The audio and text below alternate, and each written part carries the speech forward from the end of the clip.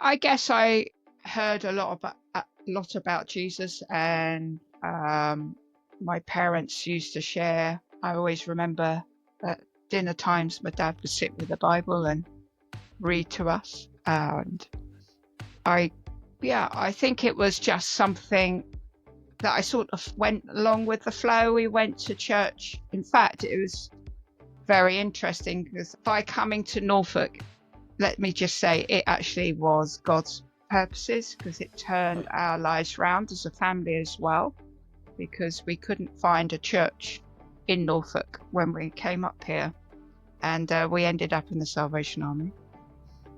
So yes, that's part of my journey. And also my mum was a great intercessor, which she was all her life, and that really impacted me.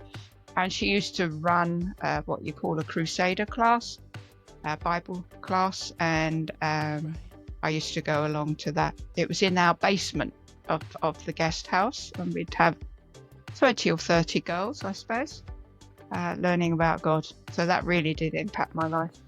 Yeah, so you told us that you came to trust Jesus at the age of 11. Was that during the time of living in there in Norfolk? Yes. Yeah, it was in the time of when I was at the guest house, in one of my mum's crusader classes.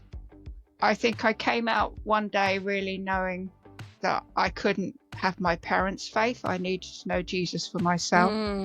And I remember doing it actually 3 times. I asked the Lord to come in, because it's like, I don't feel any different, God. So have you come in or have you not?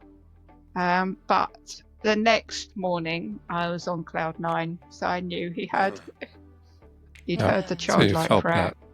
Yeah, felt that joy then the next day, but wanted to make sure. I had a buddy up in Syracuse who he prayed the prayer a few nights in a row just to make sure it took, sure. Just because he didn't want to have said it wrong. But it's when we turn to him in trust and faith, the words, yes, we want to confess Christ as Lord and believe in our hearts that he has risen from the dead, but that's the Lord says we're saved at that point, and it's by his initiation.